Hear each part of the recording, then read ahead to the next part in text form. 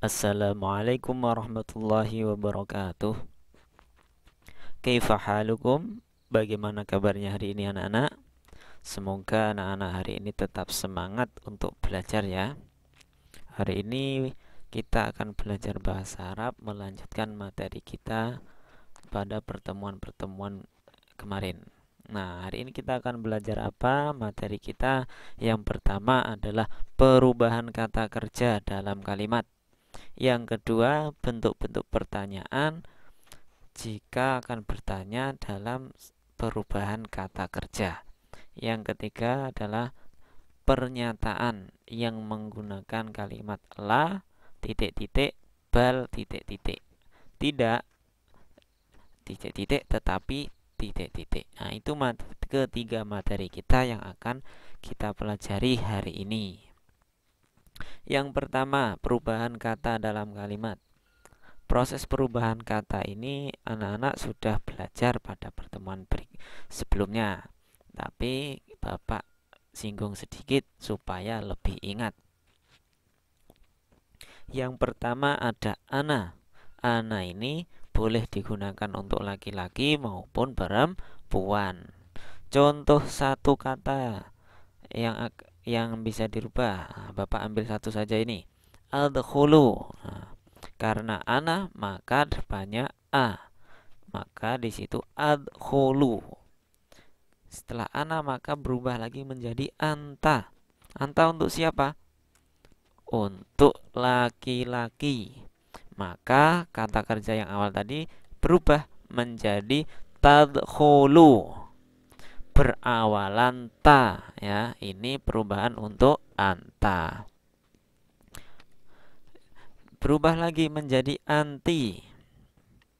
Anti ini untuk perempuan. Maka akan berubah menjadi tadkhulina. Nah, di sini berawalan ta dan diakhiri ya dan nun. Ini perubahan kata yang sudah kita pelajari kemarin. Nah, hari ini akan kita buat di dalam kalimat. Nah, kita ambil satu contoh, ana yang digunakan laki-laki maupun perempuan. Ana adhabu ilal madrasah. Saya pergi ke sekolah. Jika dirubah jadi anta ke laki-laki, maka akan berubah anta tadhabu ilal madrasah. Dirubah lagi menjadi anti perempuan, anti tadhabina ilal madrasah. Coba anak-anak perhatikan, dari ketiganya ini ilal madrasati semuanya sama, tidak ada yang berubah. Dari kalimat awal sampai akhir ini, dari ketiga kalimat tidak ada yang berubah, ilal madrasati. Yang berubah hanya yang bergaris bawah ini ya. Jadi anak-anak perhatikan, berawalan a, berawalan ta, berawalan ta dan diakhiri ya dan nun.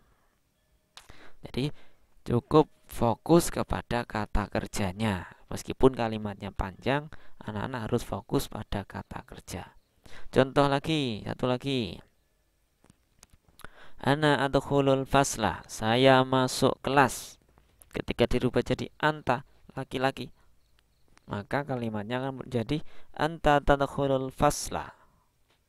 Jika dirubah jadi anti, maka kalimatnya juga berubah, anti tadkhulinal faslah. Nah, anak-anak perhatikan lagi di sini. Al-faslah dari ketiga kalimat ini semuanya sama, ya. Sama semua. Yang berubah hanya kata kerjanya saja. Jadi, anak-anak fokus kepada kata kerja meskipun kalimatnya panjang. Nah, ini perubahan kata jika di dalam kalimat. Bagaimana? Mudah bukan anak-anak? Kalau sudah paham, kita berlanjut ke selanjutnya. Bentuk pertanyaan yang biasanya digunakan bertanya tentang kata kerja.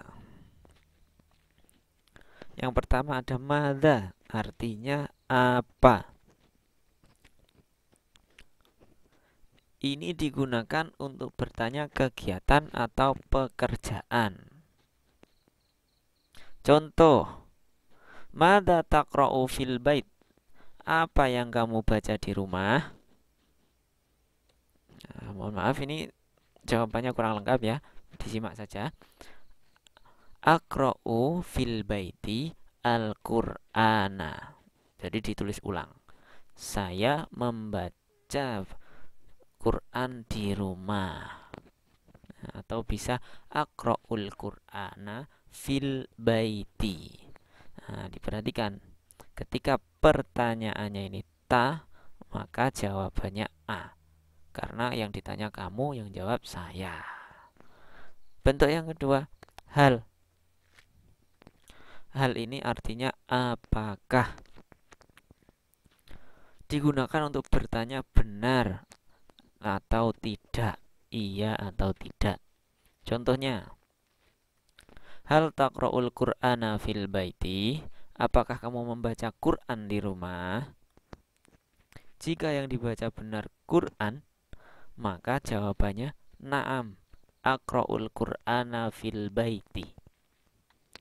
Iya, saya membaca Quran di rumah. Nah, tinggal ditulis ulang, ditambahin na'am depannya. Itu kalau jawabannya iya, benar. Nah, bagaimana kalau jawabannya salah? Yang dibaca adalah majalah. Hal taqra'ul Qur'ana fil bait? Ternyata dia membaca majalah. Maka jawabannya nanti la, aqra'ul majalah fil bait. Tidak, saya membaca majalah di rumah. Nah, Al-Qur'an di sini dirubah jadi majalah karena tidak sesuai. Ya. Nah, selanjutnya kita belajar pernyataan la dan bal, tidak tetapi. Untuk bisa melengkapi pernyataan ini, anak-anak harus paham kata sifat. Setidaknya anak-anak hafalkan, kita akan belajar 6 kata sifat. Ya. Nah, ini ada jadidun, baru, qadimun, lama. Ya.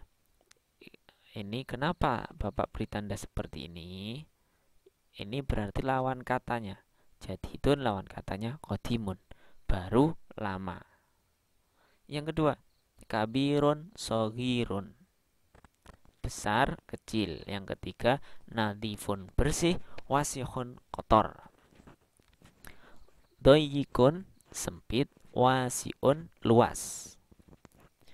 Qobihun, jelek, jamilun, bagus. Tawilun, panjang, qosirun, pendek.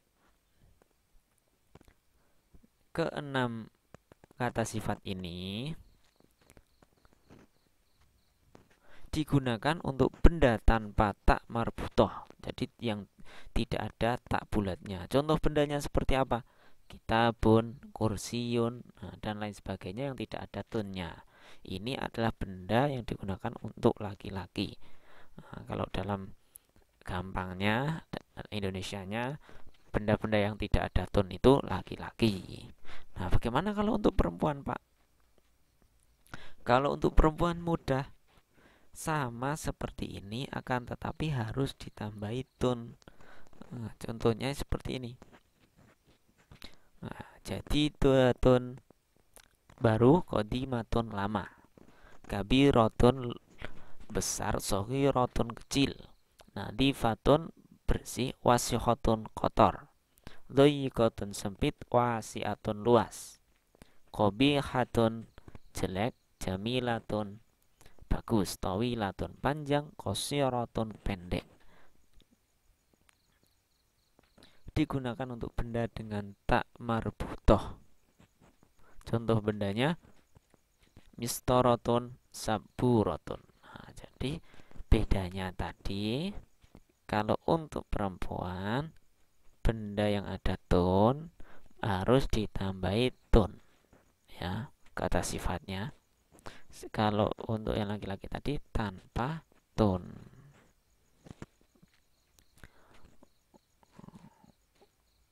Nah, Sekarang kita perhatikan contoh pendeknya.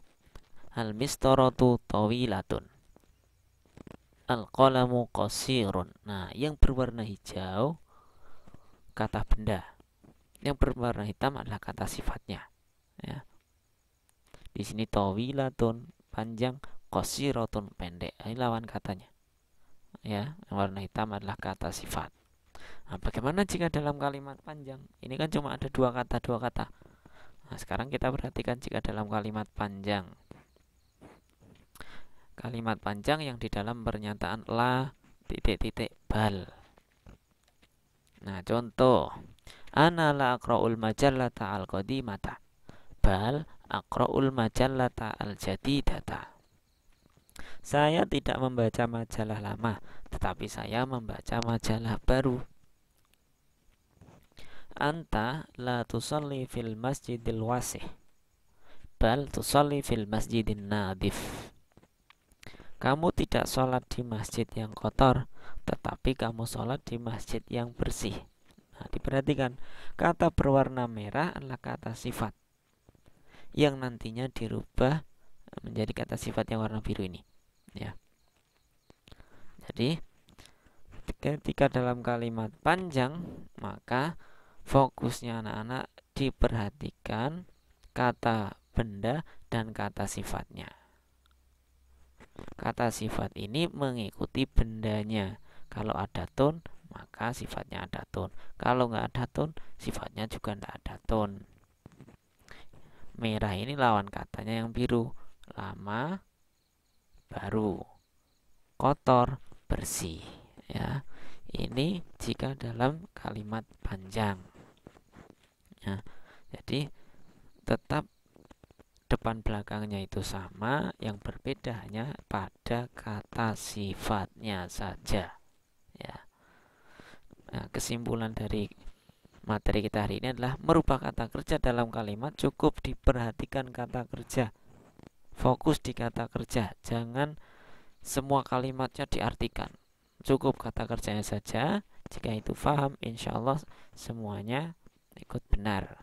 Yang kedua, perhatikan kalimat pertanyaan jika menjawab soal. Akan lebih bagus jika paham artinya ketika menjawab soal. Ya, paham arti dari pertanyaan sehingga menjawabnya juga benar. Yang ketiga, merubah susunan kalimat yang berisi kata sifat.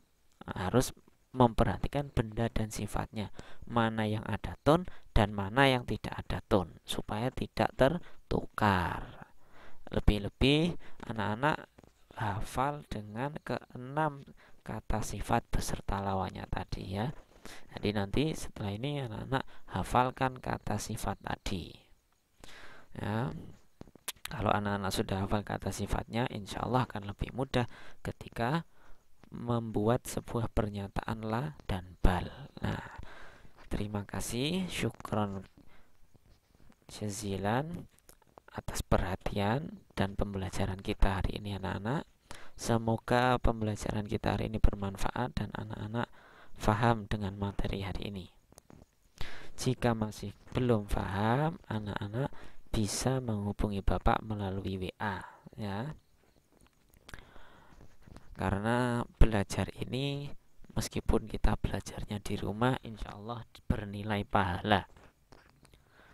Yang penting niatnya adalah belajar karena Allah. Jangan bersantai-santai ketika di rumah, karena orang yang pandai itu tidak bersantai-santai, tapi terus-terus belajar. Ya. Terima kasih. Bapak akhiri pembelajaran kita hari ini. Wassalamualaikum warahmatullahi wabarakatuh.